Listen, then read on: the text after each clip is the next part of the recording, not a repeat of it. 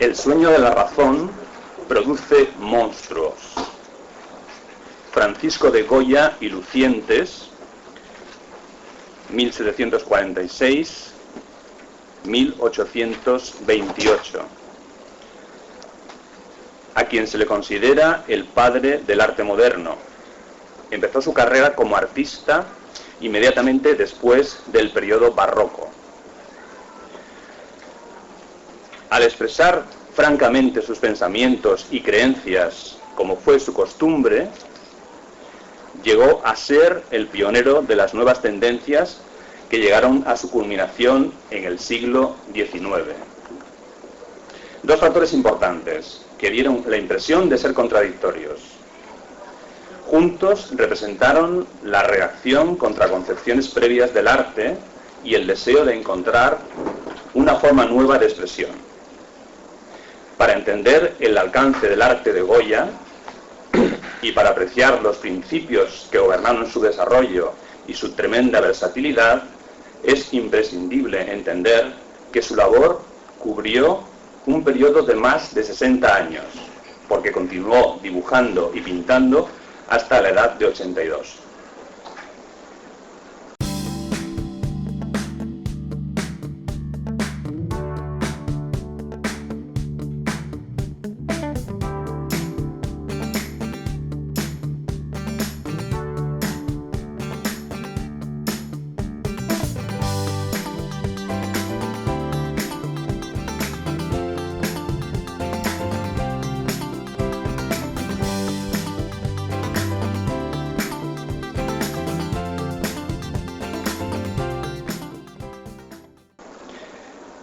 Buenos días, buenas tardes o buenas noches. Les habla José Bautista, artista plástico y presidente de la Asociación Culturarte. Os damos la bienvenida a la edición número 16 de la tertulia de Arte y Cultura, Culturarte, nuevamente desde el Fórum de la FNAC en Valencia, España. Esta tarde vamos a tratar con todos vosotros el tema de Goya, mitos y leyendas.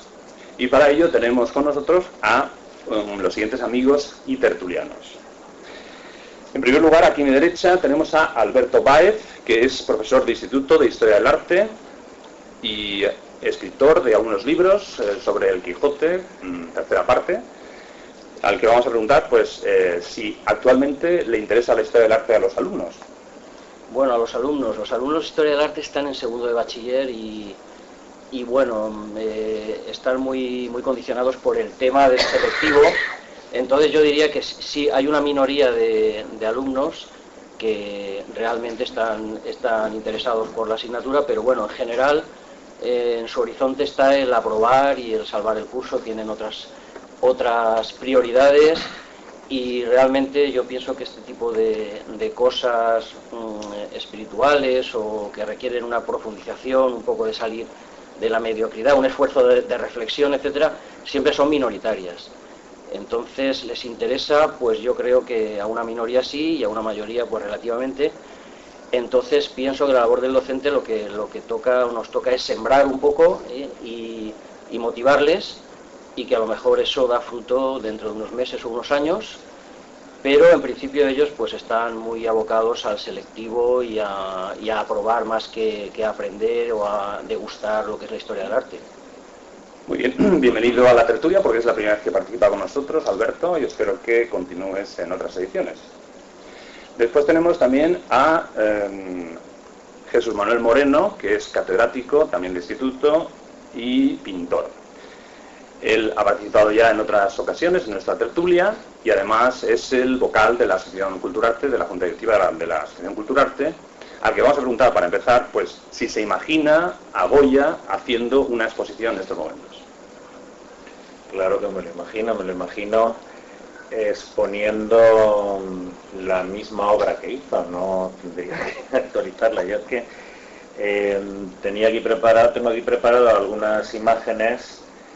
Tengo un fragmento de los fusilamientos del 8 de mayo, casi a un tamaño natural, que se puede apreciar, y entonces se ve la modernidad de la obra, que no ha decaído nada en absoluto. en el tiempo que transcurrido, que llevamos, ¿no? Que podría ser ya esto una cosa pues como muy antigua, ¿no? Y en cambio, pues... Porque claro, es que lo fundamental del arte es siempre lo mismo. Lo fundamental del arte es pues la línea, la mancha y la forma. Entonces, quien lo trabaje eso... ¿Pero te imaginas ahora claro, en la exposición? ¿no ves? Claro, me lo imagino. Yo lamento que esto luego por internet no se pueda ver, pero en fin, que lo miren en cualquier libro, que vayan al Museo del Sí, Prado. está mostrando un libro de la reproducción de Goya con dos caras del cuadro de los fusilamientos del 2 de mayo. Y bueno, pues ahí vemos un detalle de esas caras en ese libro, para los que no están viendo. Claro, es que un artista, un pintor en este caso, cuando pinta un ojo, no pinta un ojo. Es decir, él tiene el ojo en la mente, que es lo que quiere hacer, pero él sabe que lo que está haciendo es usando manchas, formas y colores. Por eso es tan abstracto. Vale, tranquilo. Tan concreto y tan abstracto. Tranquilo, ¿no? porque todo eso es lo que vamos a desarrollar después, posteriormente, simplemente para que conozcáis un poco a Jesús Manuel Moreno. Y ahora, por último, tenemos también a Javier Mesa, redactor digital y fotógrafo, que también ha participado con nosotros en otras tertulias.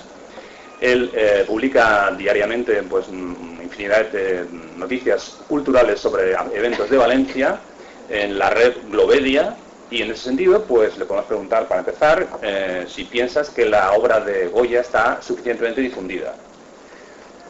Pues yo creo que la obra de Goya, evidentemente hay una parte muy difundida, otra menos conocida, pero sí es cierto que en los últimos años realmente hemos tenido muchas exposiciones en que las pinturas de Goya han estado presentes en el Museo del Prado, también aquí en Valencia, en el Museo de Bellas Artes, y en diferentes exposiciones que se han hecho por todo el territorio español. Yo creo que evidentemente Goya es un genio y tiene que estar en cualquier exposición y con una calidad realmente pues buena. Pero vamos, la pregunta es si está difundido suficientemente, y por eso estamos haciendo aquí hoy una tertulia sobre Goya, que dentro de la línea que llevamos en las tertulias culturales, hablando de temas relativamente presentes, relativamente actuales, el retrotraernos de vez en cuando al análisis de algún pintor, como hicimos ya con el Greco en las primeras tertulias. Hoy es la segunda vez que iniciamos una tertulia monográfica sobre un artista en concreto, ya fallecido hace muchos años, como hemos dicho antes. Pues surgió a raíz precisamente de la noticia reciente, como conoceréis, de la duda de la autoría de ciertos cuadros conocidos, famosos de Goya, como que realmente no pertenecen a él, sino que pueden pertenecer a un seguidor suyo, etcétera. Entonces, esa noticia, que incluso dudaba también de la autoría de las pinturas negras famosas, es decir, se nos caían pues del pedestal pues ciertas obras que estaban muy conocidas, que están encumbradas de un artista universal, y que incluso pues ha prestado su nombre para los premios de cine, por ejemplo, ¿no? Es decir, ahí llega su fama y su conocimiento. Parece que los del cine no tienen un icono donde referirse a la hora de representar sus imágenes más importantes, tienen que recurrir a la pintura, y en ese caso han recurrido a Goya. ¿Por qué a Goya? Pues creo que quizás como nombre español es el más difundido incluso fuera de España. Es decir, decimos Goya y todo el mundo más o menos nos entiende. Aquí tenemos a una estudiante británica que justamente nos sirvió para comprobar esta cuestión, por ejemplo, ¿no? Pero hoy vamos a hacer un análisis, aparte de si la autoría o no es de Goya en este tipo de obras, según unas últimas noticias de unas conferencias que se han dado en Valencia, y que aquí pues hay una información reciente que vamos a dar. Pues tenemos también que reflexionar un poco sobre este pintor, ¿no? Sobre Goya, la imagen que tenemos de Goya hasta ahora, lo que hemos visto, lo que no hemos visto, lo que conocemos. Vamos a andar en algunos detalles como las leyendas que puedan surgir a raíz de su persona, aunque ha habido películas donde ya se han estudiado todas esas cuestiones. Pero yo os lanzaría una primera pregunta a todos los de la mesa, a ver si la contestáis cada uno desde vuestro punto de vista, y que sería la de ¿qué hace a Goya ser un pintor universal? Por ejemplo, cualquiera. Pues no sé. Alberto. En los tratados o en los libros, cuando aparece su figura, pues se inicia con frases como irrumpe la historia del arte o interrumpe la historia del arte. Es una singularidad aislada cuya genialidad particular pues destaca. Entonces, ¿qué es lo que le hace particular y genial? Pues yo pienso que tiene una personalidad y unas características desbordantes, muy variadas, que se salen de la corriente de la época, que toca una diversidad de temas enormes, y luego es muy dilatada también, porque muere a los 82 años, tiene también sus peripecias personales, su protagonismo político en la guerra de independencia con los servicios prestados al rey intruso, a José Bonaparte. Es decir, que está caracterizado por una serie de rasgos muy, muy apasionantes, ¿no? Incluso su muerte, pues yo no lo sabía, pero cuando en la restauración se hicieron los trámites para llevar su cadáver a España, porque estaba enterrado en el sur de Francia, en Burdeos, pues cuando se abrió su tumba, etcétera, para identificarle, pues le faltaba el cráneo. O sea, yo tampoco lo sabía. Es decir, que alguien pues robó su cráneo y luego ha aparecido supuestamente pintado en un cuadro.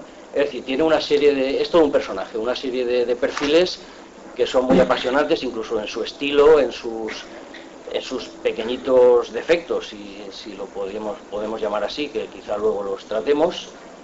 Entonces lo hace distinto realmente porque es distinto. Es decir, que comparado con David, por ejemplo, pues es algo distinto, ¿no? Parece que en medicina hay una cosa que se llama el contraste, que se aplica para ver claramente una reacción o una situación. Entonces es una gran personalidad y bueno, los detalles pues supongo que irán saliendo. Muy bien, muchas gracias. Jesús. Hombre, yo creo que un pintor como otros profesionales se hacen universales, es decir, llegan a la globalidad cuando han tenido una posibilidad o una capacidad de difusión de su trabajo. Entonces, por ejemplo, Durero fue universal, todavía entrecomillado, porque queremos decir en ese momento en el mundo occidental, gracias a la gran difusión de sus grabados. Hubieron otros artistas de la época que no fueron universales hasta mucho después. Zurbarán es un caso clarísimo que hasta el siglo XX no ha sido universal. Y los valores de su pintura y de su vida y de todo eso ya estaban ahí. Pero llegó un momento en el que se universalizó la figura porque se dio a conocer desde España, en el caso precisamente porque se interesaron los japoneses por Zurbarán, ¿no? Entonces, Goya es universal por eso, por la difusión que ha tenido en su obra, sobre todo por la exposición de París, donde se mostraron las pinturas negras, las discutidas ahora pinturas negras, y que tanta repercusión han tenido en el arte occidental. Y entonces, claro, a partir de ahí pues ya pues todo fue un continuo, ¿no? Ha estado siempre expuesto en el Museo del Prado y lógicamente eso es lo que lo ha hecho universal. Que otros pintores estén todavía por descubrir y no son todavía universales, ni siquiera son locales, pues eso es el caso de su alumno Asensi Giuliano, del que hablaremos después. Pues porque este hombre no ha sido universal, pues mira, ahí está la cosa, ¿no? Entonces, yo pienso que hoy en día, desde nuestra visión, es muy difícil hacerse una idea de qué podía pasar con un pintor en el siglo XVIII, que a lo más que podía aspirar a ser pintor del rey, ¿no? Pero en realidad hubo pintores del rey muy buenos, buenísimos. Mengs, por ejemplo, todavía no ha llegado a ser un pintor universal, es un artista bohemio todavía no sabe muy bien qué es y no tiene, digamos, un empuje para difundir la obra, y fue un artista que estuvo pintando junto con Tiepolo en el Palacio Real, por ejemplo, por decir, ¿no? El gran público no conoce a Mengs, ¿no? Sí, quizás también la poca obra que realizan otros pintores hace que no sean universales. Yo creo que Goya justamente tiene una obra muy extensa, no solamente a nivel de pintura, sino también de grabados, de dibujos, tapices, etcétera, que también lo hace que sea más conocido. Mientras más obras tiene un artista, pues más conocido. Javier, ¿quieres decir algo sobre esto? Bueno, yo creo que también el haber trabajado en la corte, evidentemente, y los retratos le dan esa difusión principal que luego, pues evidentemente se extiende bueno, pues por todo el mundo con esa influencia, sí. Yo creo que es por todo esto, eso, ¿no? Sí, yo creo que eso le ayudó fundamentalmente, aunque también hay que destacar su pintura y su técnica en todo momento, porque bueno, él tiene una gran variedad, como dices, de estilos. De estilos.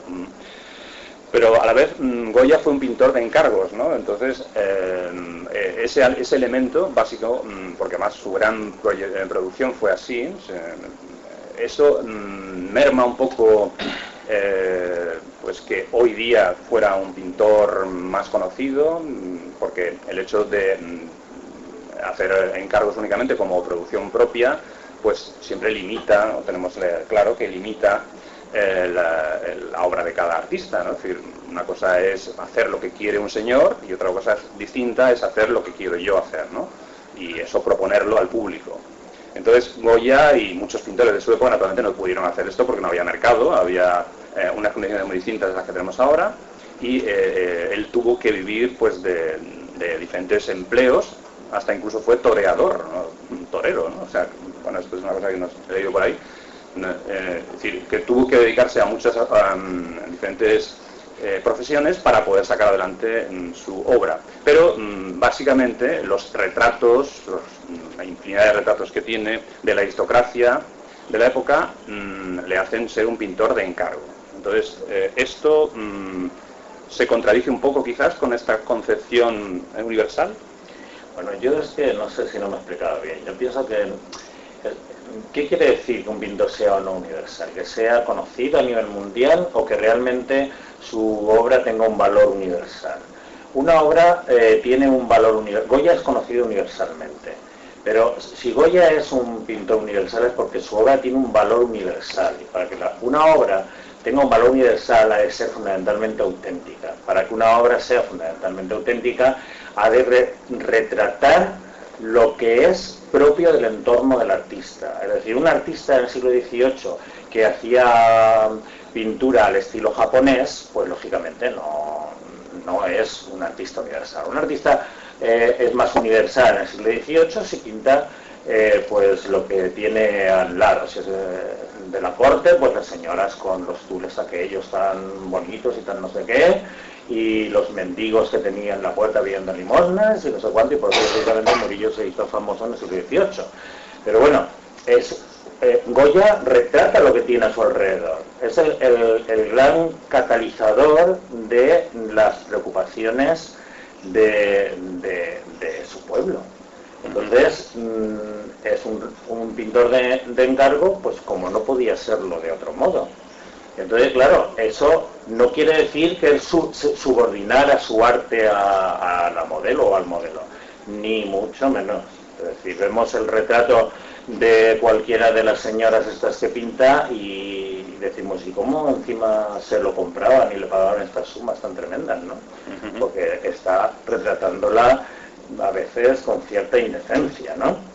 Entonces, claro, eso por un lado, ¿no? Luego, otra parte, él retrata lo que hay de verdad en la popularidad, ¿no? En los niños jugando, el señor anciano y rico que se casa con la señora, con la chica joven por interés, todo eso, pero también cuando llega una situación fuerte, pues tenemos ahí los testimonios de los dibujos, los grabados sobre la guerra, ¿no? Tenemos todas las pinturas del 3 de mayo, que antes nos hemos equivocado los dos, era el 3 de mayo, y también, pues, todo ese mundo de imaginación onírico que va más allá de lo que se ve, pero que está en el sentimiento. Es decir, Goya vendía muy bien sus grabados. Es decir, los vendía de forma que, pues, como se hacía, por lo menos hasta yo lo vi, yo vi vender grabados de Gordillo, serigrafía de Gordillo 50 por 70 a 1000 pesetas. Es decir, como es y para lo que es la obra gráfica, para que esté al alcance de cualquiera, ¿no? Entonces Goya los vendía a un precio bastante asequible porque eran tirajes grandes y entonces se vendían, quiero decir, se apreciaban y se entendían o no se entendían, no sé, porque ahora todavía nos cuesta trabajo entender aquello, pero que también hay un sentimiento profundo que Goya es capaz de sacar, ¿no?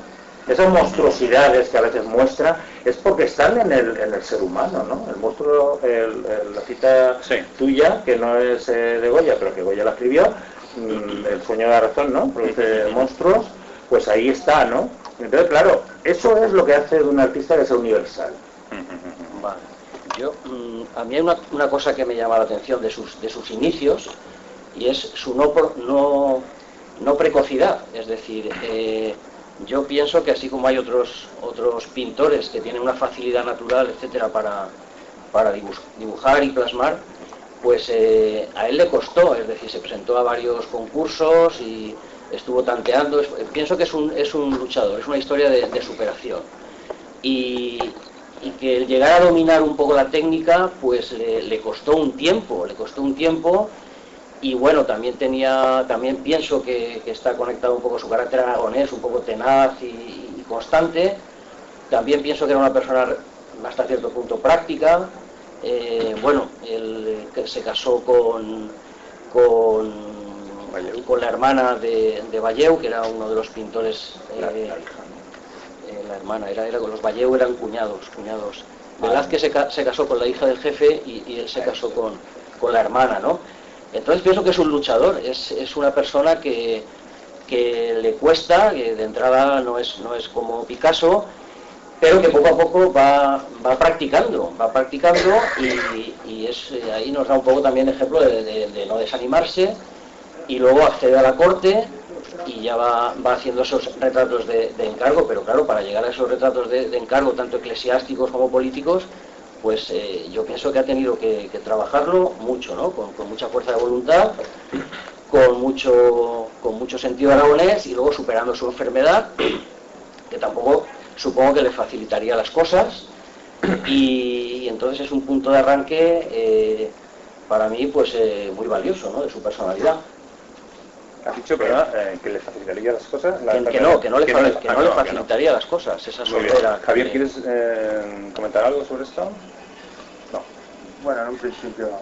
Bien, pues seguimos entonces con la concepción del artista como creador de nueva realidad. Es decir, Goya, estamos diciendo que rompe una serie de moldes, que es el iniciador de la abstracción, se ha comentado hoy día, y que en ese sentido propone una nueva manera de crear a los artistas, porque él no pinta las cosas tal como son, simplemente, o no retrata la realidad que le rodea tal cual es, sino que hace una interpretación personal.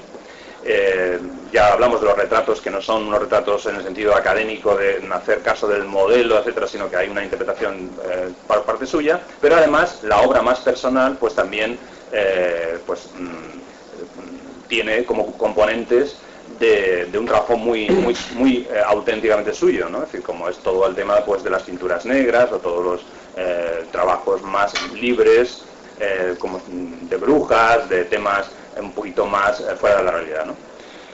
Hoy es, por cierto, Viernes 13, en ese sentido, o sea que nos viene bien este tema de la superstición, que era uno de los temas de Goya que le gustaba tratar, aparte de la guerra, era un cronista de sucesos, de alguna manera, de la época, en el sentido que ahora tenemos los periódicos de sucesos, y Goya, con su pincel, pues intentaba retratar los elementos que sucedían en su época, sus fotos de sus reportajes, que ahora hacemos aquí fotos muy fácilmente con una cámara, pero en aquella época, al no haber cámara y no había nada, pues tenía que haber alguien que retratara esa realidad.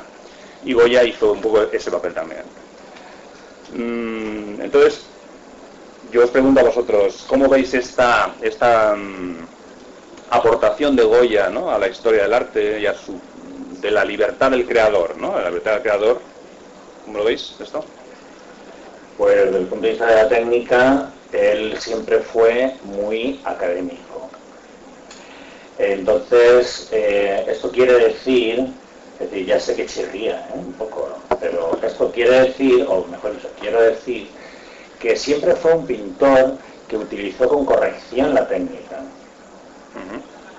De hecho, las dudas que ahora se introducen sobre la autoría de Goya está basado en eso. No es una interpretación historiográfica, más pictoricista. Es decir, Goya hasta los últimos años de su época pintaba con el sentido de la veladura, la veladura bien dada, el empaste en los claros y la pintura muy diluida en los oscuros. En su última época le hizo un regalo por el año 81, estuvo gravemente enfermo, y entonces ya muy mayor pintó a su médico curándolo. En realidad el cuadro es este de aquí, ¿veis? Pero tengo yo aquí ampliado lo que os decía de la técnica. Aquí se puede apreciar muy bien que Goya hasta su último tiempo utilizó el empaste en los claros, los oscuros los dejaba muy diluidos, se aprecia clarísimamente.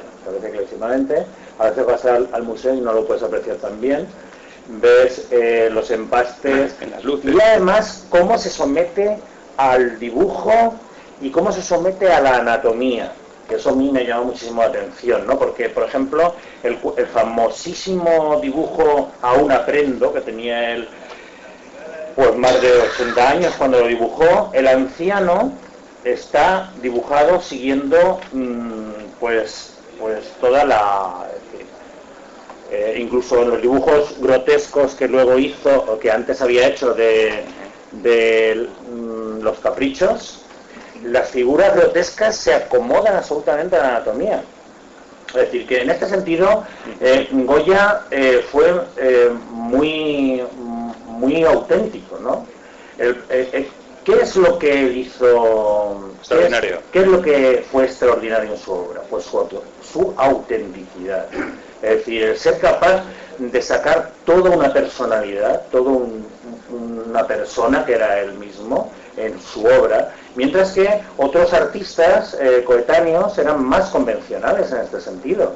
Entonces, no pasa como hoy quien hace una novela autobiográfica y quien hace una novela histórica, ¿no? O una novela policíaca, pues lógicamente un autor de novela policíaca pues será muy interesante y tendrá, o el que escribe sobre A la triste o no sé qué, será muy interesante, perdón un momentillo, será muy interesante, pero no va a sacar, digamos, esa genialidad que sacó Goya, ¿no? Que le llevó a llevar esto de la técnica que he dicho aquí se ve de esta forma al extremo máximo, es decir, pero siempre respetando los cánones de la academia, Es decir, que eso a mí me ha llamado muchísimo la atención. Entonces, luego, desde el punto de vista de los contenidos de su obra, es el precursor de movimientos muy concretos, como es el simbolismo, que daría lugar al surrealismo, y como es el impresionismo, que daría lugar al expresionismo. Pero si me dejas sobre la anatomía, tú no has... la maja desnuda, ¿no has leído también que no acaba esta perfectamente acorde con dibujada acorde con una anatomía? Y luego si has oído sobre su dificultad para reflejar manos y caballos y toros.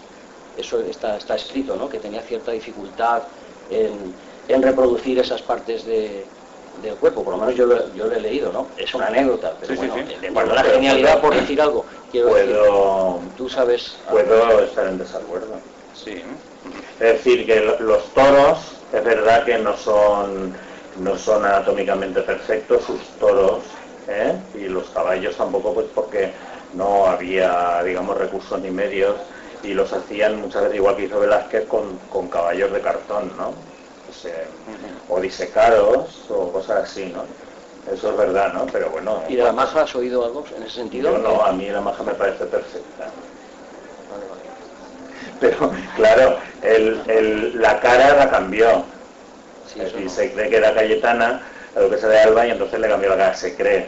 Pero sea quien sea, es evidente que la cara no es realista, digamos. El rostro de la maja está... Y entonces al dibujar el rostro parece que hay ahí alguna dificultad al encajar el cuello con la cara, y eso sí puede ser.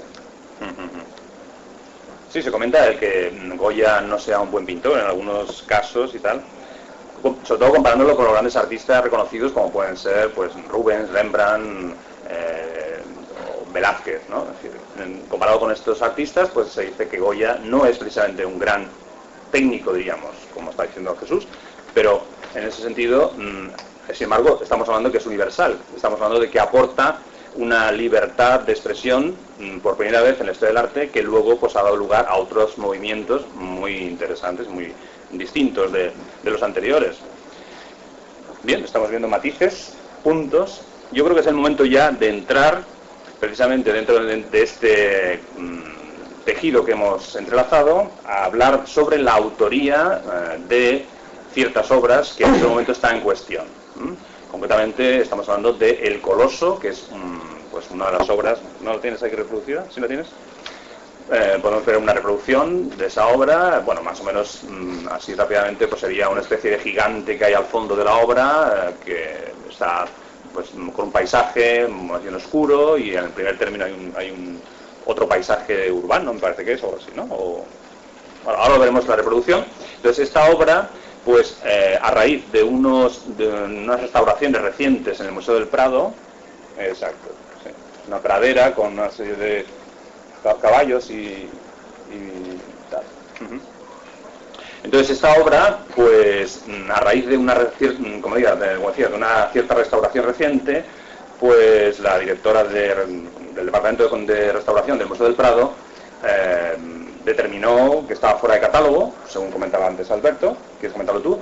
Porque se descubrieron una serie de iniciales, unas iniciales en esta limpieza que se hizo, que más o menos parece ser que eran AJ.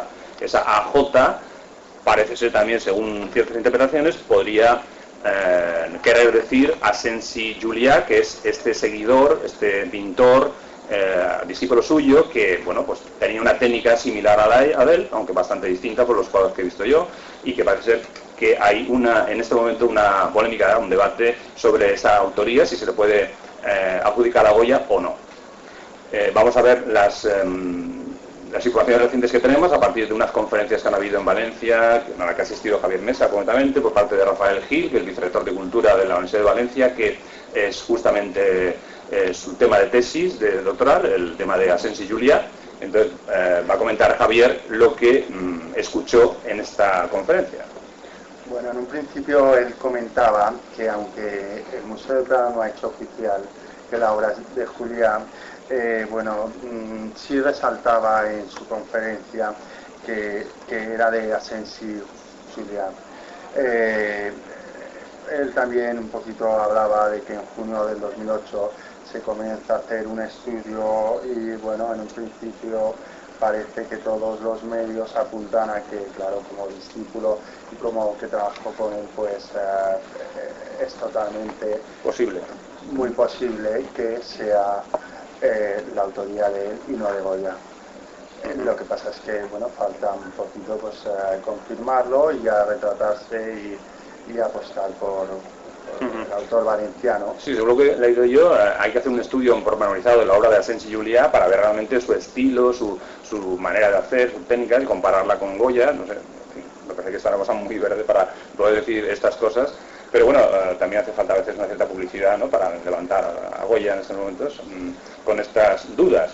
Y está bien, por eso estamos aquí ahora, en ese sentido. A ver, sí, yo cuando me llegó un poco la cantinela de la no autoría de Goya, del Coloso, incluso de la Hechera de Burdeos, yo de entrada pienso que cuando hay una cosa acreditada, que está admitida durante siglos, el que diga que no es de ese autor es el que tiene que aportar las pruebas para desmontar eso.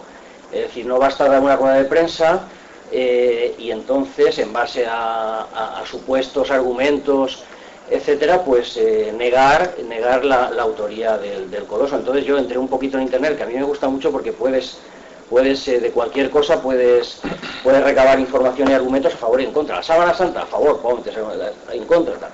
Entonces yo no sabía realmente nada de este cuestionamiento, pero Manuela Mena, por lo visto, que es restauradora del museo y había sido subdirectora, etcétera, pues llevó a cabo un estudio junto con otras personas y bueno, pues según su informe, pues dice que no es el estilo propio de Goya, hizo unas radiografías y encontró unas supuestas AJ.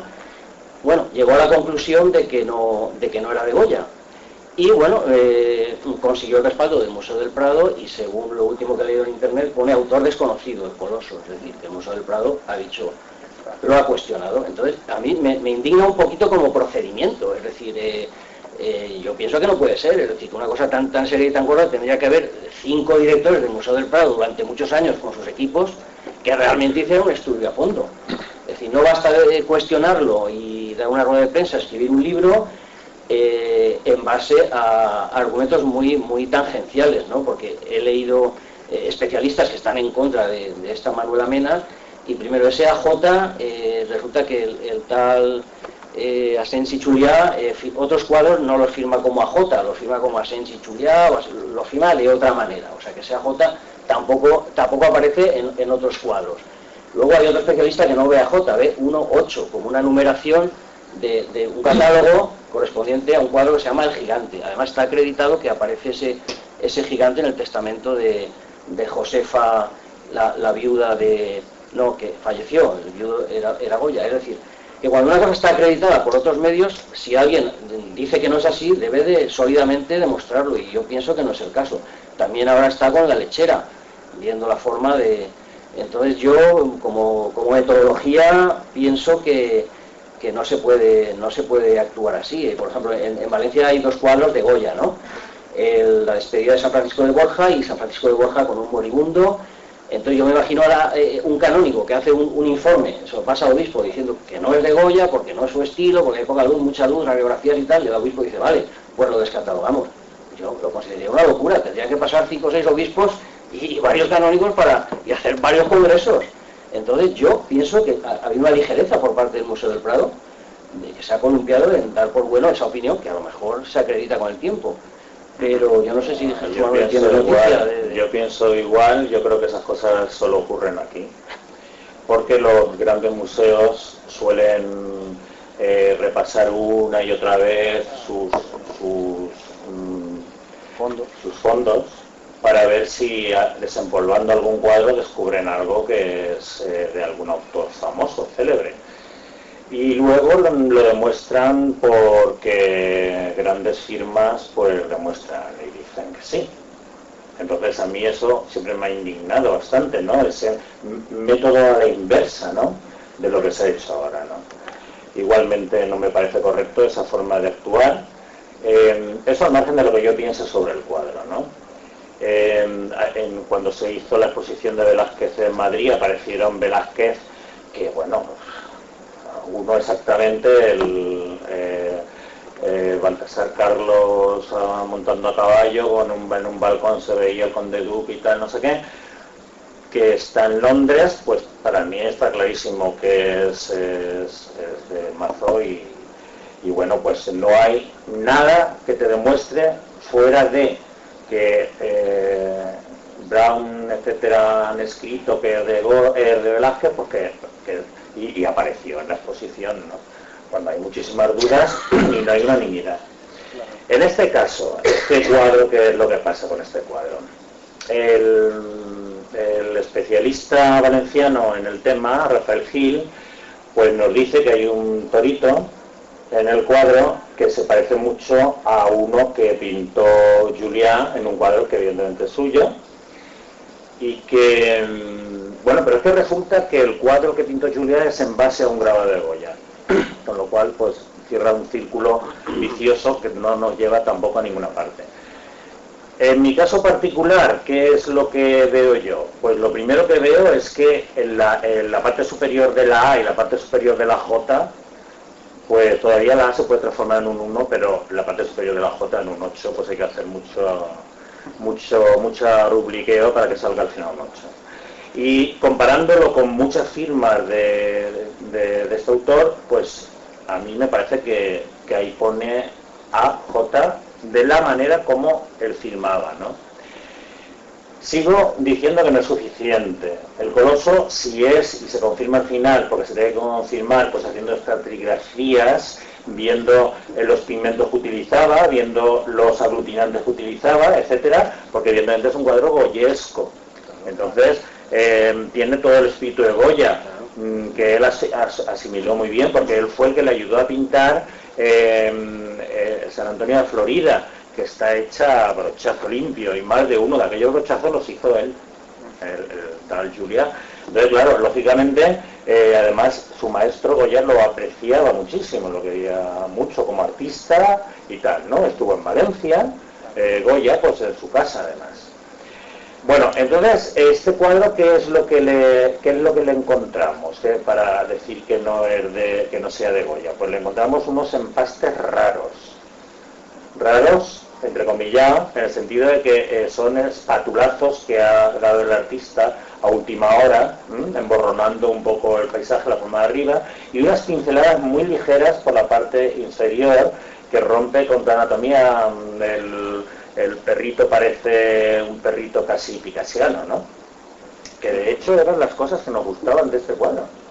Las cosas esas tan adelantadas, ¿no? Y que ahora son las cosas y los elementos que nos dicen, pues no son de Goya. ¿Por qué? Porque como he dicho antes, Goya era técnicamente muy comedido. Es decir, entonces, si es o no de Goya, creo que se tiene que estudiar más a fondo, más profundidad, y viendo incluso, pues no sé, el tipo de lienzo que ha utilizado, la imprimación como la ha hecho. Velázquez, por ejemplo, imprimaba los lienzos de una manera muy concreta, y entonces cuando sale un Velázquez por ahí en las subastas, pues es lo primero que se mira, una radiografía, una estratigrafía, y la otra que no me viene ahora a la cabeza, ¿cómo se llama? ¿Radiografía? No, además de la radiografía hay otra técnica que también se ve la parte inferior del cuadro y llega hasta las partes de la imprimación. Bueno, vamos a ver. Entonces ahora entramos en si te parece bien, en las pinturas negras, ¿no? Sí, eso te iba a decir. Claro, Justamente por las pinturas negras. es que claro, ahora ocurre que en las pinturas negras, ahora dirán, bueno, dice esto ahora porque ya como con la polémica, pero a mí del Saturno devorando a su hijo siempre me había llamado la atención una cosa, que el hijo que está devorando es como un hombre en miniatura, no parece un niño, ¿no?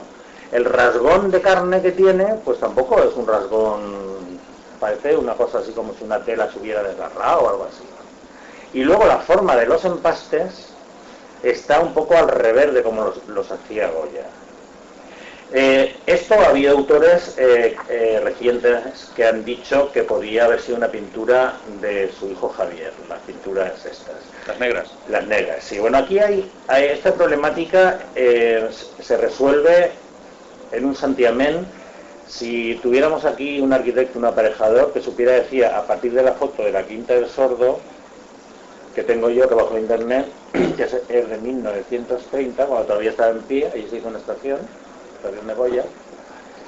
Si se puede deducir, yo luego soy pintor y no lo sé deducir, si la planta de arriba se superpuso a la de abajo, porque resulta que según una noticia que apareció en el ABC y que yo fuera de ahí no la he encontrado, por más que he mirado no la he encontrado en ninguna otra parte, pues cuando Goya vivía solo existía la planta baja de la quinta.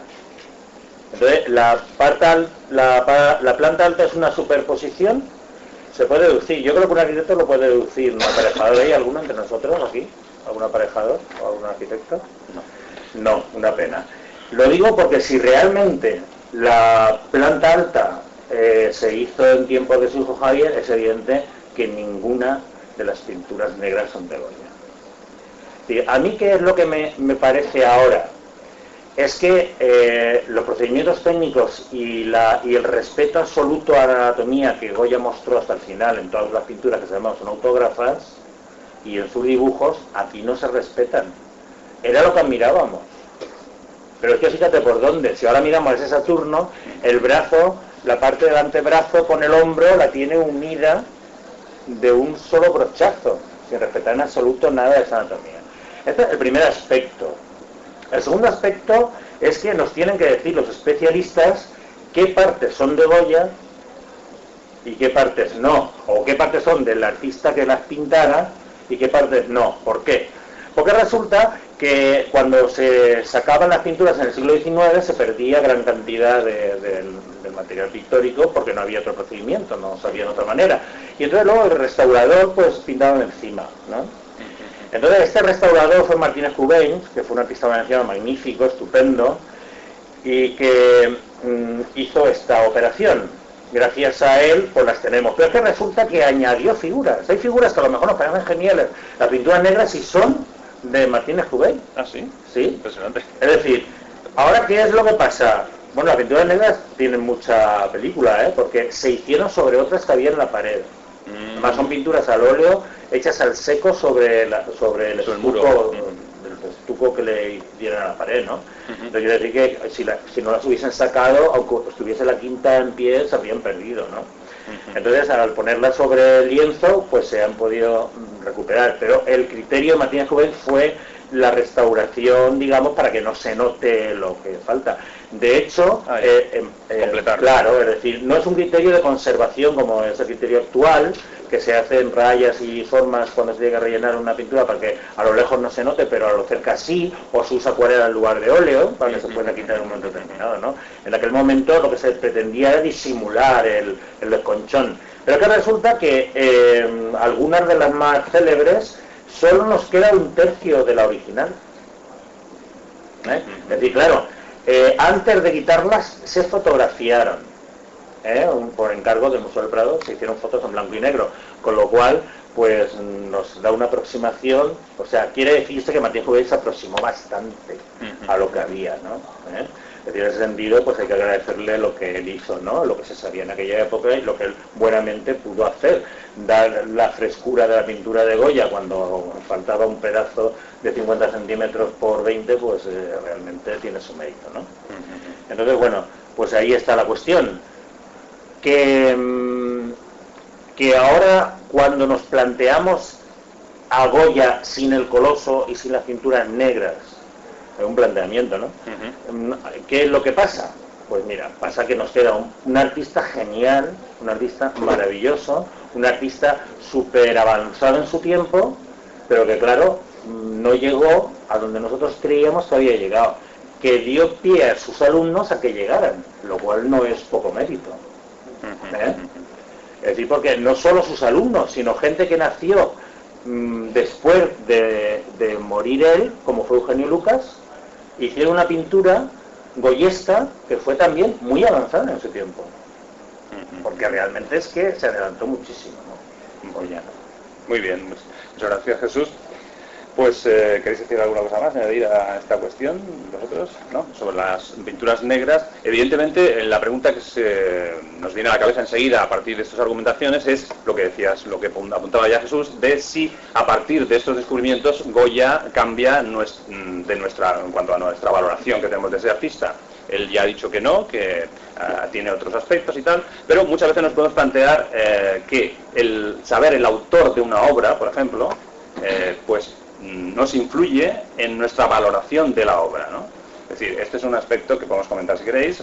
Cuando vemos una obra con la firma de un autor o sin la firma, es un aspecto que nos influye en la valoración de la obra. Por ejemplo, si vemos un cuadro de Miró y no vemos su firma, pues podemos pensar que es de un seguidor. Mientras que si está la firma, pues ya pues es un Miró. Entonces vemos y no tenemos una percepción como de que aquellos colores, aquellas formas están correctamente puestas, ¿no? Es decir, todo es un mundo bastante subjetivo, ¿Qué os parece sobre este tema? ¿Parece que influye realmente el autor, o el conocer el autor de una obra para su valoración? Yo creo que no. Un artista demuestra su valía a través de lo que pinta o de lo que retrata o de lo que esculpe.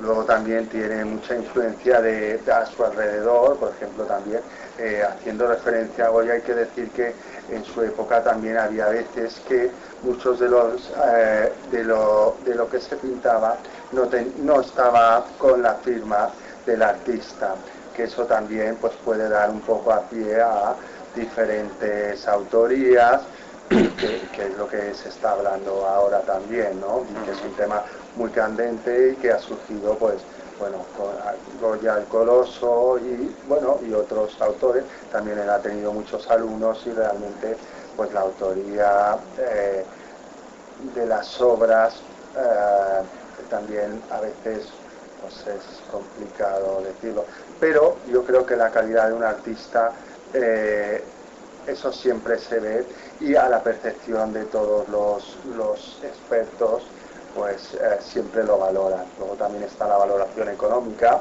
que es otro de los aspectos que influye y que también contribuye pues a otro tipo de valoraciones. Exacto, muy bien. Alberto. No, hombre, yo creo que sí que influye, somos subjetivos e influenciables, entonces naturalmente si vemos la firma de una figura de un pintor de renombre, pues naturalmente automáticamente es como un filtro o unas gafas que aumentan nuestra percepción y nuestra valoración, ¿no? Tanto en una obra de literatura, aunque en sí mismo a lo mejor esa obra no sea una de las más afortunadas, pero realmente nos dejamos influenciar, lógicamente, porque ya recibimos información y bueno, pues nuestro subconsciente pues es un almacén de todo tipo de mensajes que, aunque no nos demos cuenta, pues influyen sobre nosotros, y las autorías pues claro que influyen. Sí, es como una marca, ¿no? Una marca reconocible de un producto, pues nos hace certificar rápidamente que aquello pues tiene un valor. Pero quizás no sería más interesante aprender a valorar las cosas en sí mismas. Lo que pasa es que es un trabajo quizás más lento, pero en el caso del arte justamente, o tanto de la plástica como de la literatura, pues quizás podemos atrevernos a valorar pues justamente obras que a lo mejor de ciertos autores que tienen un nombre, una valoración determinada, a lo mejor resulta que no son tan buenas en un momento determinado, y ahí hay que decirlo. Hay directores de cine, por ejemplo, que a veces pues hacen películas que no son muy buenas y todo el mundo lo dice y no pasa nada, porque quizás el director de cine está muy por encima de esa valoración. A lo mejor en un pintor, en un escritor, que somos artistas más de por casa, pues nos influye más, ¿no? Igual que los actores. A los actores la crítica no les suele poner mal en la prensa, ¿no? No suele haber críticas negativas de los actores, porque están muy cerca del crítico y entonces le pueden decir cualquier cosa, mientras que el director de cine está más lejano. Hasta el siglo XVIII, finales del siglo XVIII, cuando empieza a haber una no unanimidad de estilos en el arte occidental, y empiezan a chocar los estilos y entonces los artistas firman y tal, ¿no? Hasta esa época las pinturas no se firmaban porque estaba claro que si San Antonio de Padua tenía que llamar a la devoción, pues esa era su misión y se lo cumplía, pues recibiríamos encargos, oye, ¿quién te lo ha hecho y tal, no? Y de hecho los artistas trabajaban con talleres desde el Renacimiento, porque antes fueron otras cosas, todavía más anónimas, ¿no? Y entonces, claro, el artista es el que le daba la impronta, ¿no? Rafael, pues es un caso clarísimo, trabajaron con él artistas muy buenos también, de su misma edad, que no tienen ni tendrán jamás el renombre, porque digamos el inventor, el de la idea era él, ¿no? Entonces él hacía el dibujo y a veces no lo trasladaba siquiera al lienzo, ¿no? A veces solo supervisaba, ni siquiera daba una pincelada, ¿no? Porque lo que se buscaba era pues que el cuadro cumplía su misión. Y entonces no se firmaban porque yo creo que el mismo artista no lo consideraba obra suya, ¿no? Cuando un artista firmaba una obra, quería decir, es autógrafa, es decir, es que la he hecho yo toda. Entonces era esa intención la que de alguna forma, y por eso hay artistas del XVII que han firmado y tal, ¿no? Pero luego surge esta cosa de decir, si nos influye, que es lo importante, no es importante. Pues evidentemente todo es importante, ¿no? Pero ese individualismo al que hemos llegado ahora, pues viene a raíz de ahí del individualismo ideológico, ¿no? Donde ya lo que importa es la persona, ¿no? ¿Quién triunfa, no? Hoy ya no sé si os habéis dado cuenta, pero ya miras cualquier revista y son reportajes de señores, de señoras, un señor, una señora, un señor, una señora. Todos han triunfado, están a punto de triunfar, hay que apoyarlos para que triunfen, pero ya no, es muy raro encontrar un reportaje de un taller de cualquier cosa, yo qué sé, o de una empresa de informática, cómo trabajan los diferentes elementos, cómo el chico del café viene y va, ¿no? Eso no sale ya en la revista, ¿no? ¿Por qué? Porque hemos llegado ya a un individualismo absoluto, donde lo que interesa es el individuo, el ser individuos. El ser individuos nos lleva a una esquizofrenia absoluta, porque el hombre no puede vivir solo. Pero bueno, eso es otra cuestión. La verdad es que ahora en el momento actual, pues surge eso. Ya a finales del siglo XIX, cuando las pinturas negras que estamos hablando se sacan de la tinta del sordo y se llevan a París, se ponen en París, ya existía ese elemento, porque si en lugar de haberse mostrado como obra de Goya se muestra como obra de su hijo Javier, que dicho de paso no estaba bien de la cabeza, pues se hubiese dicho, ¡ay, qué curioso! Esta es la obra de un loco. Y entonces no hubiera influido en la pintura occidental lo que han influido. Estoy segurísimo. Porque de hecho, ahora hay una exposición por ahí, o ha estado hasta hace poco, sobre precisamente una pinacoteca de un psiquiátrico desde 1900 algo, ¿no? Y entonces, no sé, la miramos con curiosidad, ¿no? Si esas pinturas, algunas de ellas las hubiese hecho alguno, yo qué sé, Dalí, por ejemplo, pues diríamos, oh, qué genial, hasta dónde llegó, ¿no? Hasta dónde llegó Dalí, ¿no? Y la ha hecho pues un señor anónimo que se llamaba Fulanito Martínez o Menganita, no sé cómo.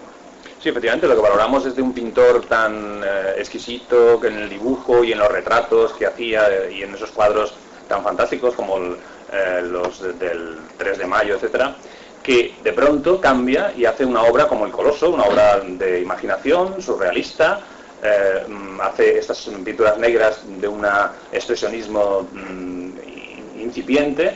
Y claro, al hacerlas Goya, hacerlas el mismo autor, es cuando nosotros valoramos aquí y decimos, ostras, un señor ha llegado en su deducción artística, en su lenguaje, a esta síntesis, qué maravilla, qué aportación. Pero a lo mejor resulta que casualmente, como estamos hablando, pues resulta que es su hijo, que pasaba por allí, un amigo, que no sé cuánto, o sea, porque también está lo que acabas de comentar, Jesús, el tema del arte colaborativo, es decir, que es algo que están haciendo ahora, actualmente, hay unos movimientos incipientes, por lo menos en Valencia, justamente de querer romper esa unicidad del arte plástico, incluso literario, y hacer grupos de personas que escriben obras entre varios, tanto literarias como plásticas. Pero bueno, esto está todavía muy en mantillas. El caso es que, efectivamente, esta tertulia sobre todo se gestó en el origen dudando de lo que podía suponer este hallazgo, ¿no? Porque claro, si Goya no hizo las pinturas negras, entonces, ¿qué pasa con el arte moderno, ¿no? Es un invento de cuatro gatos, que de pronto dijeron que eran válidas cuatro manchas y eso es abstracto y fenomenal, o no, o es todo... estamos todavía ahí, estamos todavía en la duda y hicimos una tertulia sobre la abstracción y la figuración, que creo que ganamos los figurativos en aquella tertulia, porque la abstracción no estuvo nada clara, no se defendieron bien, por lo menos. Entonces, en ese sentido, pues, no sé, yo estoy todavía en la duda. De hecho, últimamente estamos hablando siempre de que la figuración es abstracción. Es decir, Goya era abstracto en cuanto a su síntesis de la línea y del color, aunque represente pues una cabeza. Pero hay una simplicidad, ¿no?, en Goya, como hemos visto en esos retratos iniciales del cuadro de del 3 de mayo. Entonces, yo volvería a preguntar, ¿qué nos aporta Goya en el siglo XXI? ¿Qué pensáis que nos puede aportar esta obra tan universalmente conocida a los artistas, al mundo en el siglo XXI?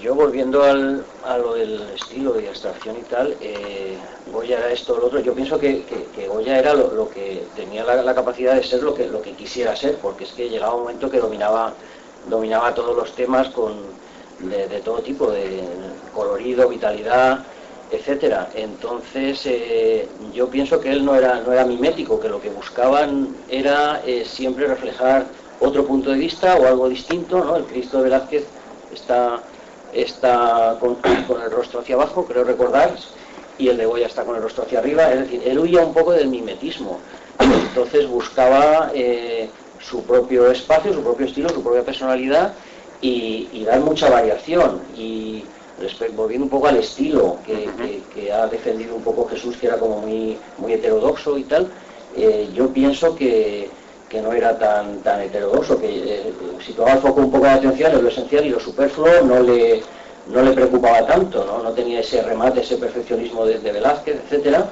sino que él era una cosa vitalista, filosófica, que iba a transmitir un mensaje, un estado de ánimo, y con mucha variedad de temas populares, de sueños enloquecidos, de fealdad, de tema religioso, tema de pinturas al fresco.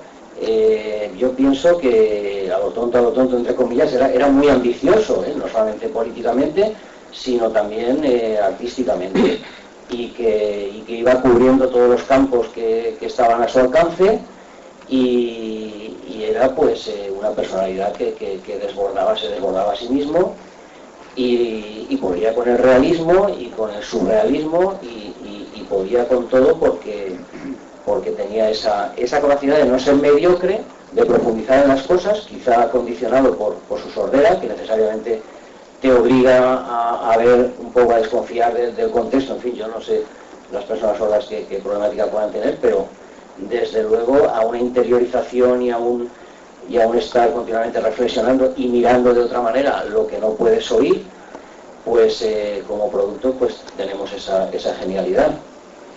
El problema al final es siempre el mismo. Hay muchos pintores y pocos artistas. Porque que entre los pintores todavía se discuta el tema de la abstracción y la figuración, pues me parece que una imagen ilustra más que 1000 palabras.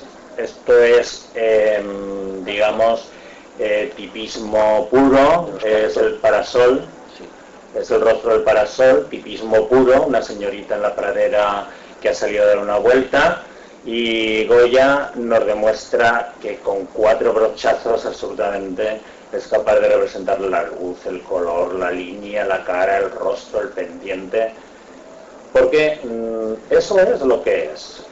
Es decir, eso es lo que es el arte.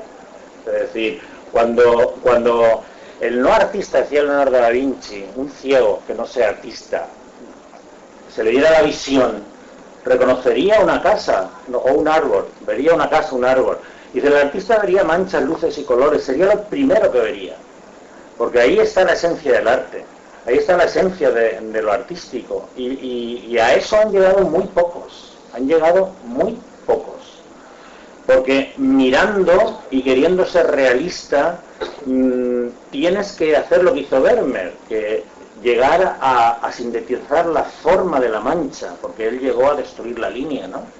Y entonces sintetizaba la forma de la mancha, además con unos aparatos que lo hacían ser muy objetivo desde el punto de vista del dibujo.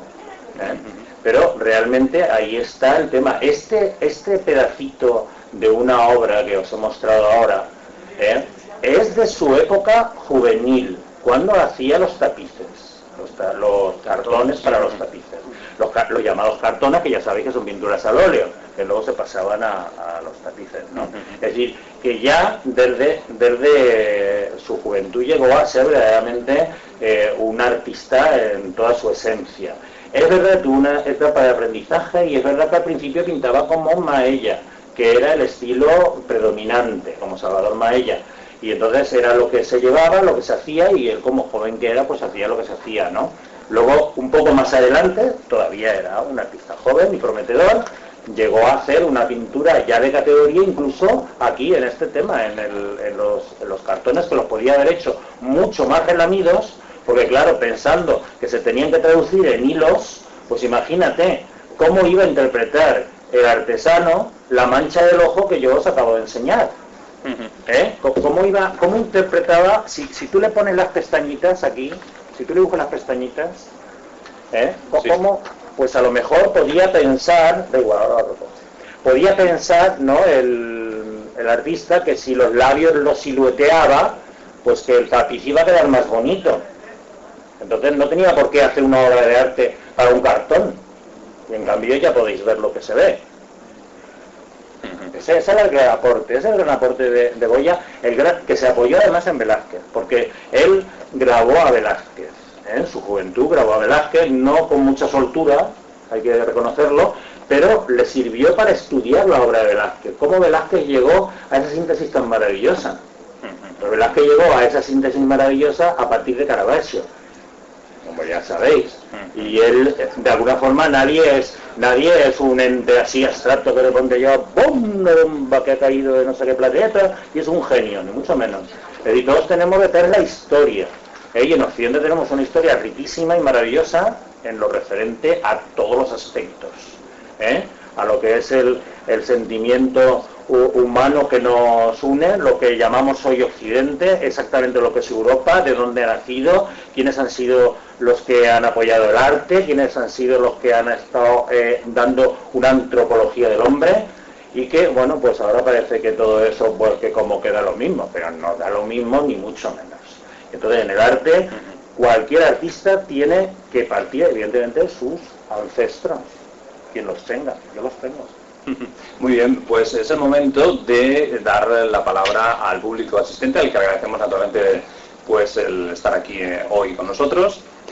Como sabéis, la tertulia Cultura Arte se graba en audio para luego publicarla en internet, y en ese sentido las intervenciones del público pues tienen que ser recogidas por un micrófono, porque si no luego en la audición no se escucha. Si alguno quiere comentar algo, intervenir en todo lo que estamos diciendo, pues levantéis el brazo y se os acercará un micrófono por aquí, etcétera.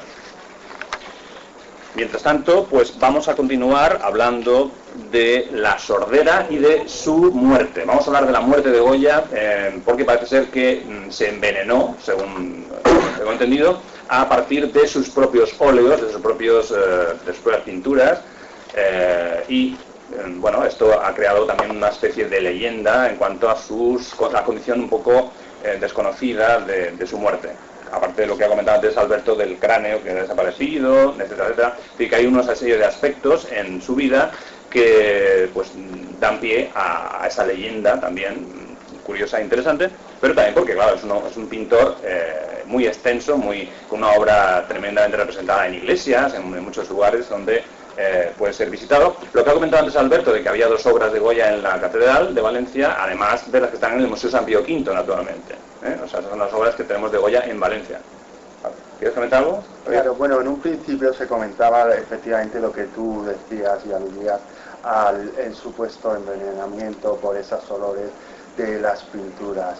En un principio fue progresivo, además también se dice o se comenta que fueron también muchas crisis que se juntaron con el artista, y eso pues le llevó también un poco al deterioro en su recta final. A lo largo de su vida parece que es una constante esa olor intensa, y bueno, que al final pues debido a ello pues parece que murió de eso. Vale. Pero hombre, que un hombre de más de 80 años en el principio del siglo XIX se muriera, no había que darle ninguna explicación. Era sencillamente que era muy mayorcito.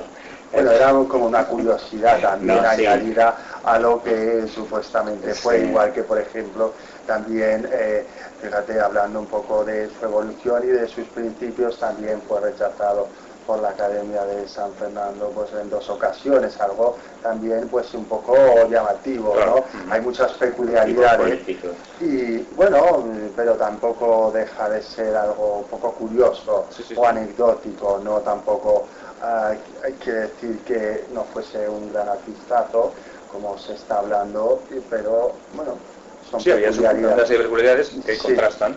¿Tú querías decir algo sobre las cuestiones políticas, ¿no?, de Goya, de su trayectoria? Bueno, yo es que me interesa la parte humana, ¿no? Y entonces como tiene tanto, te vas metiendo y...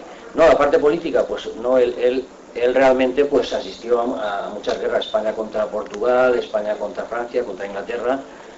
Entonces le tocó vivir la invasión, la guerra de la independencia, la invasión de los franceses, y yo pienso que le pilló en una situación profesional y personal delicada, porque él era funcionario, él era pintor de cámara, pintor oficial del rey Carlos IV, ¿no? Entonces habría que verle, ya le pilló la guerra con 62 años. A veces se ha querido atribuir a Goya pues una ideología radical, liberal, de lucha. Eso yo pienso que tampoco es así, ¿no? Porque por la edad y etcétera, bueno, pues no se corresponde mucho. Él estuvo 19 años al servicio de Carlos IV. Y bien, el tema es que se ve en la tesitura, como tantos españoles, o como con tantas personas, cuando hay un cambio político, una invasión, cambio de rey, etcétera, ¿qué hacer, no?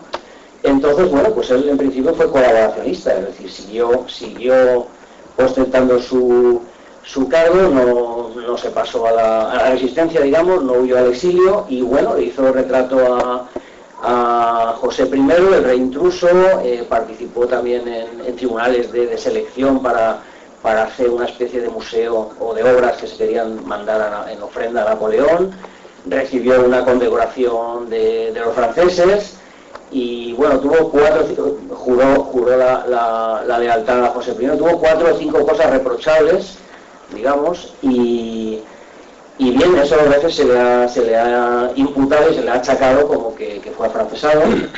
Y yo, bueno, pienso que realmente cuando vuelve Fernando VII tampoco se carga mucho contra él, simplemente por el lado de las majas sí, por dar una explicación de por qué había hecho la baja desnuda, pero por el lado político sale bastante airoso, bueno, se defiende, y pienso que aduciría que más o menos pues fue coaccionado, o no tendría medio de vida, o por su vejez, pero realmente logró salvar su patriotismo haciendo los 2 cuadros de los fusilamientos del 3 de mayo, la carga de los mamelucos, el Palafox, luego fue a Zaragoza para dibujar a Agustina de Aragón, y él mismo pidió que se le hiciera un informe, un estudio, y salió airoso, por lo menos aparentemente, del tema de su afinidad o de su afrancesamiento, más o menos obligado, supongo yo que él diría que de alguna forma pues se le obligó, que fue no. Entonces lo que está claro es que fue una situación delicada, ¿no? También enviudó en 1812, y yo insisto, me interesa más un poco lo humano, luego unió sus destinos a otra mujer, Leocadia, que bueno, eso quizá más tarde se puede hablar de cómo acaba la historia, que es por lo que va a Francia, porque esta Leocadia tenía un hijo en actividades contrarias a Fernando VII, y tenía que residir en Francia, y por eso los últimos años pues pienso yo, también se dice que va a Francia un poco como en desacuerdo con la política absolutista de Fernando VII. Pudiera ser que hubiera un poco de todo, pero claro, él vio nacer a Fernando VII y sirvió a Carlos III, a Carlos IV, o sea que había tenido ocasiones de un poco de cuestionar el antiguo régimen. Y ¿cuál era la pregunta? Precisamente uno de los grandes, porque es mitos y leyendas, ¿no? Bueno, una de las leyendas más que más ha dado que hablar y que ha vertido ríos de tinta, pues es precisamente su vida amorosa, ¿no? Es decir, este hombre parece ser que no se casó muy convencido, parece ser, no lo sabemos, porque quién puede meterse en el pellejo de una persona que está muerta. Y entonces, pero sí que a lo largo de su vida pues hay un mito que también lo tiene Picasso y que gusta mucho de airearlo, y es la sexualidad del artista, ¿no? Es decir, el que un artista sea sexualmente activo, pues ya de anciano, como parece que lo era Goya, pues eso en la cultura que tenemos tan igualitaria, y queremos que sea tan igualitaria, pues como que parece que siempre ha dado mucho morbo al tema, ¿no? Y le ha favorecido mucho al artista, pues como decir, se le da en la espalda y se dice tío macho, ¿no? ¿Verdad? Cuando el que un hombre tenga múltiples amantes no quiere decir ni que sea un buen amante, ni que sea sexualmente muy activo, que es un grave error, ¿no? El interpretarlo así. Pero bueno, siempre se interpreta, ¿no? Que se haya buscado la carindona de la Leocadia Weiss que le ponía los cuernos a su marido con Goya, que era un ancianete, pues tiene su morbo, ¿no? Y que antes pues tuviese su hacer con con la duquesa de Alba, pues no digamos nada, ¿no? Entonces, claro, este aspecto es un aspecto pues que lo da pues una cultura machista, porque si hubiese sido una mujer, pues las lecturas que se hubiesen hecho pues hubiesen sido absolutamente contrarias, ¿no? Como lo han sido en algunas pintoras, ¿no? De las pocas que han habido. Recuerdo ahora a Artemisia, ¿no? Artemisia Gentileschi, exactamente, pues que siempre se le ha reprochado eso precisamente, ¿no? Pues haber tenido diferentes amantes y esas cosas, ¿no? En el caso de Goya, que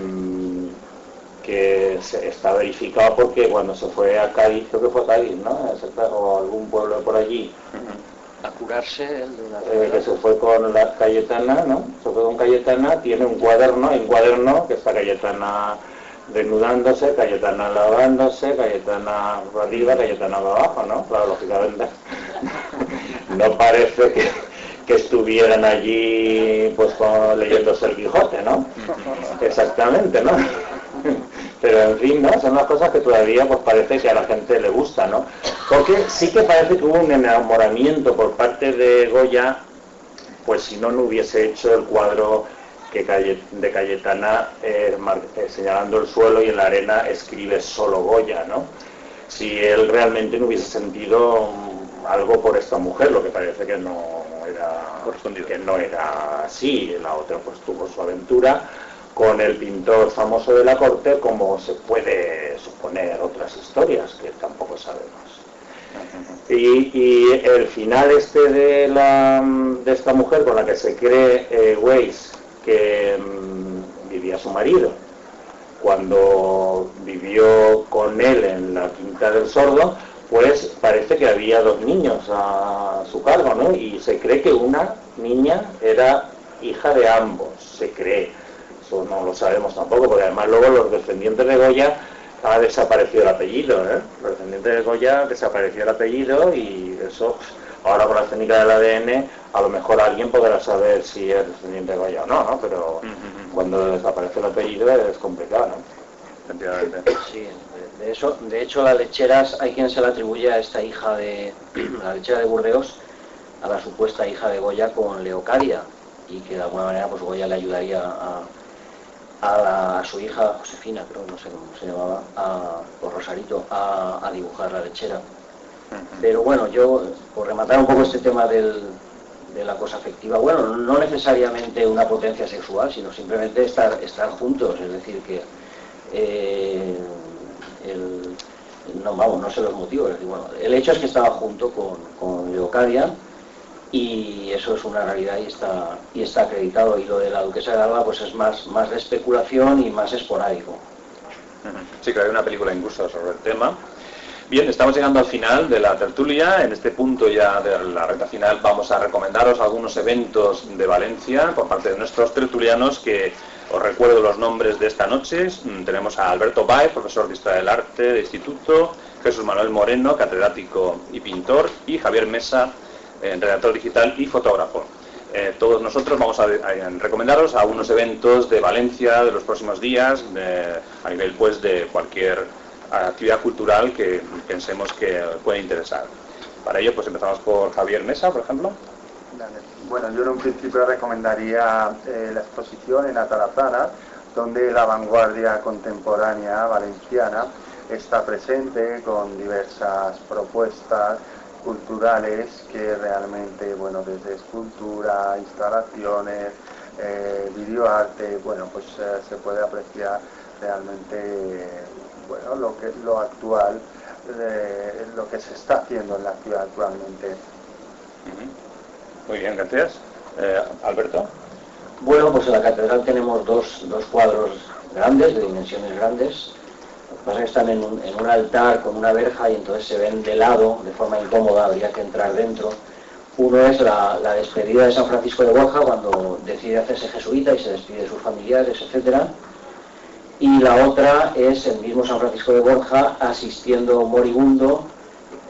Digamos que hay una pugna entre el demonio y San Francisco para coger el alma de este moribundo. Es una escena dramática que también, bueno, No hemos hablado mucho del dramatismo también, pero Goya tiene esa pintura de los locos, y también cuando quiere imprimir el dramatismo, pues también lo hace, y las pinturas de guerra. En todo caso, pues estas dos pinturas de la Catedral de Goya. Muchas gracias. Jesús. Pues al hilo de Goya, pues una visita al Museo de Bellas Artes de San Pío V, donde están enfrentadas en la misma sala pues una pintura autógrafa de Saint-Julián, El contrabandista, un pequeño cuadro, y luego las obras que tenemos, el retrato de Bayeu y una señorita en un momento de descanso. Es un retrato bastante grande, también de Goya. Y bueno, al filo de todo lo que se ha dicho, pues un poco mirar y ver eso, ¿no? A mí de este cuadro del contrabandista siempre me ha llamado muchísimo la atención, lo recuerdo desde mi infancia, haberlo visto allí, y cuestionarme mucho su autoría y decir, pero bueno, ¿quién pintaba tan bien en una época tan antigua? Sobre todo cuando yo estudiaba Bellas Artes y decía, pero ¿cómo puede haber autores que sean prácticamente anónimos? Yo leía allí Asensio y Julián, bueno, o Asensio Julián ponía, ¿no? Yo decía, digo, bueno, pero es como si me dicen no sé qué, ¿no? O cualquier otro nombre, ¿no? Porque realmente no se sabía nada, ¿no? Y entonces este cuadro es verdaderamente muy interesante, porque te das cuenta de hasta qué punto un gran artista, si es entendido, es capaz de catapultar a quienes lo ayudan o están cerca o son sus alumnos, pues a cortas, pues como este mismo contrabandista, que tiene lugares que son prácticamente pues impresionistas, ¿no? Es un cuadro que se puede poner al lado de un Daumier sin que desmerezca absolutamente nada, ¿no? Muy bien, muchas gracias. Pues no, ya estáis invitados a ver todas estas exposiciones, estos cuadros, que de hecho la Asociación Cultural pensaba organizar una visita a estas obras con algún guía que nos orientara en la cuestión, pero aún está en proyecto esa idea. Para terminar yo con mis recomendaciones, os diré que hay una página interesante que es nueva, es precisamente el periódico El Punto de las Artes de Madrid, que era un periódico semanal que se publicaba hasta hace muy poco, ha estado durante 25 años así publicándose, y donde publicaba las informaciones de artes plásticas y de literatura, pero sobre todo artes plásticas de toda España, a nivel de concursos, de una gran información muy cuidada. Y este periódico desapareció con la crisis del papel, y ahora ha renacido con el tema digital, y ahora está en versión digital, y más o menos sigue una misma línea de calidad y de información, y en ese sentido podéis consultarlo en la página infoenpunto.es. Es decir, antes era el periódico del Punto, ahora se llama Infoenpunto, infoenpunto.es. Os podéis suscribir y recibir por correo electrónico las noticias pues prácticamente cada semana de todo lo que publican. Luego también tenemos un blog interesante de un profesor de instituto que comenta pues diferentes cuestiones de su vida personal con los alumnos, referente pues al arte, fundamentalmente es el profesor de plástica, y a otras cuestiones también muy interesantes. Entonces este blog es rumoresysombras.blogspot.com. Estos enlaces los tendréis en la página de las tertulias, ahí donde pone enlaces de las tertulias, pues ahí veréis estos enlaces que estamos comentando. Y por último, pues comentaros la exposición que está llevando en estos momentos Jesús Manuel Moreno, precisamente, que tenéis aquí presente en mi estudio de la calle del Mar, en el estudio Pintor Bautista, y que está hasta el día 8 de diciembre. Es una exposición de una obra pues precisamente nueva, en el sentido de que es la primera vez que se expone, después de una trayectoria pues más centrada en obras más de instalación o de investigación más experimental. Retoma la línea iniciada en los años 70 con el premio Steel de pintura, y entonces a partir de ahí ha retomado ahora la obra, diríamos, de un cierto pop, pero del siglo XXI, y bueno, naturalmente os recomiendo que la visitéis. Para visitar esta exposición pues tenéis que llamar al móvil que os daré luego a los interesados. Y por último, ya pues para terminar completamente la tertulia, os diré como siempre que tenemos un grupo en Facebook con más de 770 miembros, una página de fans con 630 fans, admiradores, que allí podéis dejar comentarios, ver fotos, etcétera. Luego, la próxima tertulia lo vamos a hacer de nuevo aquí en la FNAC, ya será el año que viene, el jueves 28 de enero exactamente, a las 7 de la tarde, y el tema que vamos a tratar es de lo espiritual en el arte. Es el título del famoso libro de Kandinsky. Sí, el jueves será, por primera vez, volvemos a los jueves, hoy es viernes, pero volvemos al jueves 28 de enero, a las 7 de la tarde, aquí mismo en el Fórum de la FNAC de Valencia. Si queréis contactar con nosotros o participar como tertulianos o sugerir temas para próximas tertulias, la dirección de correo electrónico es la de culturartetv@gmail.com. Aquí al final tenemos unas tarjetas para los interesados en la asociación, etcétera, unas tarjetas en donde están todos estos datos para que los podáis guardar. Y luego también deciros que esta tertulia, igual que las anteriores, que están publicadas en el blog de culturarte.wordpress.com. Ahí están publicadas absolutamente todas las que hemos realizado, que ya con estas son 16. Y podéis escucharlas, descargarlas, etcétera, etcétera. Si queréis recibir información de las actividades que hace la asociación, pues solo tenéis que dejar un correo electrónico en una hoja que tenemos aquí preparada, de los que no tengamos esa dirección. Y sin más, os saludo desde el Fórum de la FNAC de nuevo de Valencia. Os esperamos en la próxima tertulia. Que seáis felices y chao.